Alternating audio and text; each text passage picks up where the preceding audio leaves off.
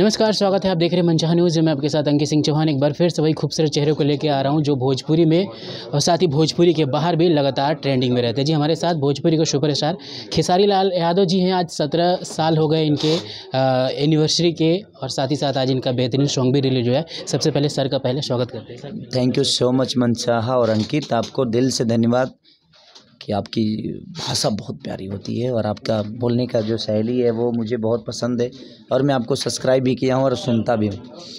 तो दिल से प्रणाम। और आप लोगों ने मेरे लिए एनिवर्सरी के लिए और मेरे सॉन्ग के लिए इतना वक्त दिया, उसके लिए दिल से थैंक यू। सर 17 साल हो गए, क्या कुछ खट्टी मीठी यादें सिर्फ कुछ शब्दों में दर्शकों को बताना चाहेंगे? अगर खट्टी मीठी नहीं होती तो 17 साल नहीं हो पाते।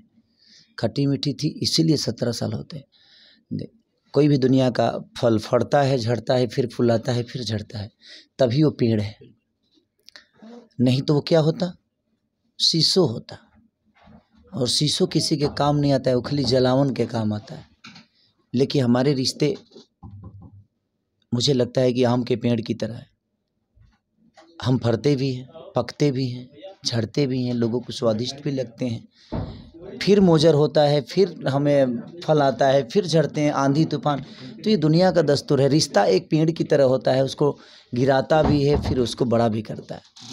अभी सोशल मीडिया पर एक बार फिर से हंगामा शुरू हो गया है। पवन जी आके कहते हैं कि हमारे सामने आइए और हमसे फरिया लीजिए। एक सुपरस्टार का बात कितना सही लगता है? क्या भोजपुरी इंडस्ट्रीज़ में सिर्फ काम नहीं, काम के बाद की चीज़ें ज़्यादा वायरल? अरे जी बताइए, वो काम नहीं करते हैं तो उनको फुर्सत नहीं है। हम तो डेली काम करते हैं, हमको कहाँ फुर्सत है उनके पास जाने के लिए। उनको टाइम है तो मेरे शूटिंग पे आ जाए, फरियाद लेंगे, क्या दिक्कत है? हमको कोई प्रॉब्लम थोड़ी है उनसे। ऐसा नहीं है। अगर वो ये शब्द उनको शोभा नहीं देता है कि वो बोलें कि सामने कोई बोल के देखा है। इस धरती पे सामने कौन बोलता है? आप भी तो कभी नहीं बोले। अगर आपको लगता है कि नहीं, ये बातों की बात है। मेरे कहने का मतलब, मुझे दुख उनसे कभी नहीं रहा। मुझे दुख उनके लोगों के पालने से, जिनको वो उनके फूफा के जो लड़के हैं, उनके फूफा के जो हैं, उनके मौसी के, उनके चाचा के जो लड़के हैं। मेरे कहने का मतलब कि आपके साथ जो रहता है, कम से कम उनके भाषा पे नियंत्रण तो रखिए। बिल्कुल।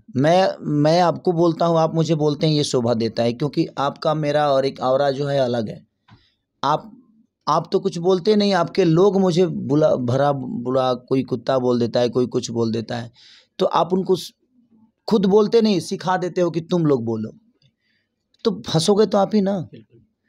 तो मेरे कहने का मतलब तब मैं जवाब देता हूँ, बाकी कोई बात नहीं है। मेरे कहने का मतलब कि अगर वो मुझे बोलते हैं तो मैं उनका उसी हिसाब से जवाब देता हूँ। लेकिन अगर वो बुलवाते हैं तो फिर उसका भी तो जवाब उन्हीं को सुनना पड़ेगा ना, क्योंकि उनको तो मैं जवाब दे नहीं सकता, क्योंकि उनका तो कोई लेवल ही नहीं है। अब उनको मैं अपने लेवल में खड़ा नहीं कर सकता। हाँ, जिसका लेवल है उसके बारे में बात करूँगा मैं। इसलिए भाई, बोलते वो हैं, फंसते वो हैं।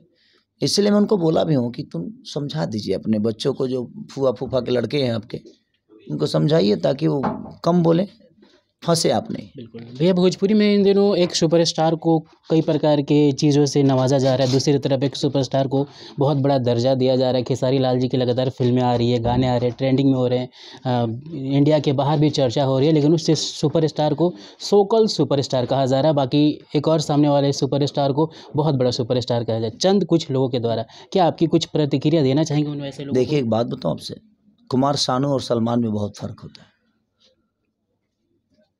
कुमार सानू बहुत अच्छे गायक हो सकते हैं, बट कुमार सानू को बुलाया जाए और सलमान खान को बुलाया जाए तो दोनों स्टेज की भीड़ देखिएगा, एक बार समझ में आएगा। You are Kumar Sanu, I am Salman Khan. फ़र्क यही है कि मैं गायकी में हूँ, बट मेरा एक क्षेत्र अलग भी है, जहाँ पे मुझे भोजपुरी का एक जिम्मेदारी मिला है कि मुझे फिल्मों द्वारा भोजपुरी भाषा को बड़ा करना है। तो वो सिंगर पहले भी थे, आज भी हैं, और उनके लोगों ने उनको और सिंगर बना दिया। पहले वो 2 महीने पे गाना छोड़ते थे, 1 महीने पे गाना, क्योंकि सिनेमा पे फोकस करते थे। बिल्कुल। वो ठीक है, एक्टिंग नहीं आती है, अगला कोशिश कर रहा है, चल रहा है, बट मुझे लगता है कि पहले वो फिल्मों पे फोकस था कि भोजपुरी को बड़ा करे। लेकिन अब तो उनको तो रोजगारी पे कम सब ड्यूटी दे दिया है, बानर की तरह। जिनको सम्मान नहीं देना चाहिए उनको सम्मान दिलवा रहा है, जिनका कोई अस्तित्व नहीं उनको गोद में बैठवा रहे हैं। तो आपकी संगत और आपके साथ रहने वाले लोगों का जो अहमियत है, कितने पढ़े लिखे लोग हैं, बातों से पढ़े लिखे समझ में थोड़ी आता है, आपके कर्म भी समझ में आ जाता है कि आप कितने पढ़े लिखे हैं। और पढ़े लिखे होने से कोई ज्ञानी नहीं होता। मुझे लगता है कि समझना, समाज का ज्ञान जिसको होता है ना, रामायण पढ़ने से कोई पंडित होता तो हर आदमी रामायण के बारे में जानता है, लेकिन जिसको समाज का ज्ञान है वो रामायण लिख देता है। तो हम कर्मठ इंसान हैं, हम कर्म पे विश्वास करते हैं, इसलिए शायद जीवन में सिर्फ कर्म पे भरोसा है। कौन क्या कहता है नहीं कहता है पता नहीं, बट हाँ, जब बात आएगी तो बात तो निकलेगी यहाँ से भी। क्योंकि भाई आप अगर स्टार हैं तो हम कोई ऐसा थोड़ी जो घास काटते हैं। हम भी कहीं ना कहीं आज हर महीने 3, 4, 5 सॉन्ग, 6 सॉन्ग, 7 सॉन्ग ट्रेंडिंग में रहता है, तो ये लोगों का प्यार ही है ना। ठीक है, हम 4 महीने गाना ही नहीं गाए, गाना नहीं गाए, हमने रिलीज़ नहीं की, पुराने गाने हमने रिलीज़ की, थोड़ा सा रोड खाली हुआ। आप गायकी में गए ना, सिनेमा में कहाँ है?